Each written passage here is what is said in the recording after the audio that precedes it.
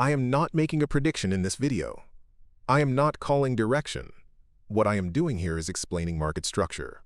This is not about outcome. This is about context, balance, and how price is behaving around key session references and indicators. Let's start with the higher time frame and walk through what actually happened. On the 1-hour chart, price first broke above the January 20th Asia session box. That was the first important structural event. After that breakout, price did not stall immediately. Instead, momentum continued into the January 21st U.S. session.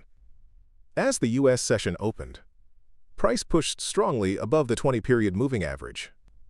That move was fast and impulsive, and it immediately changed short-term momentum conditions. Following that push, price attempted to break below the lower boundary of the January 20th U.S. session reference box. That attempt is important. It shows that the market was actively testing whether prior structure could be reclaimed or rejected. However, that breakdown attempt did not follow through. At the same time, price also failed to break above the upper band of the long-term Bollinger Bands. So we had two failures occurring in sequence. Price failed to extend lower below prior structure, and price failed to escape higher beyond the long-term volatility envelope. After failing at the upper Bollinger Band, price rotated lower and reached the January 20th Asia session low. That move looked aggressive, but it did not result in continuation.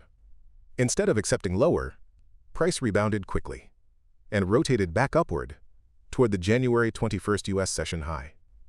That sequence tells us something very specific. The market tested both extremes, and neither side gained control. Now let's look at where the next session formed.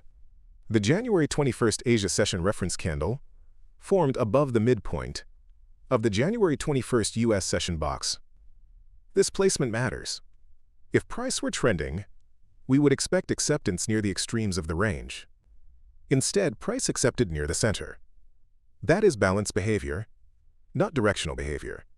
Now let's pause and interpret why this matters. Moves like this are often misunderstood. A strong push above the 20-period moving average looks like recovery. A fast rebound from the Asia session low looks like strength. But structure is not defined by speed. It is defined by acceptance. In this case, price showed momentum, but failed to change value. The long-term Bollinger Bands tell us that volatility expanded earlier, but price was not able to exit that volatility envelope. That means the expansion has already occurred. What we are seeing now is digestion. Now let's step down to the 15-minute chart and see if the lower time frame confirms this idea. On the 15-minute chart, price has been holding the 120-period moving average as support. This average has acted as a structural anchor throughout the recent rotation. In addition, the 20-period moving average crossed above the 120-period moving average, forming a short-term golden cross. This is often interpreted as a bullish signal, but context matters. After that golden cross formed, price did not accelerate higher. Instead, price began to move sideways. Candles compressed. Ranges tightened. Volatility narrowed. This behavior is not impulsive. It is evaluative. Golden crosses that lead directly into consolidation usually represent stabilization, not trend continuation. Now let's talk about conditions. As long as price continues to hold above the short-term moving averages on the 15-minute chart, structure remains stable. However, stability is not confirmation. If price fails to hold these averages, this entire rebound is reclassified as a reaction within balance, not the start of a new trend.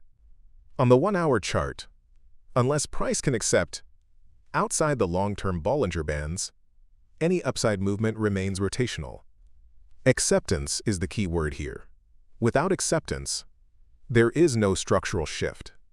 Now let's restate the structure clearly. Momentum appeared, but structure did not change. Support is holding, but resistance has not been cleared. Volatility expanded earlier and is now compressing. RSI reflects this same condition, holding in the middle range, without divergence or breakdown. This is not a trending market. This is not confirmation. This is balance after momentum. Structure decides first. Price follows later.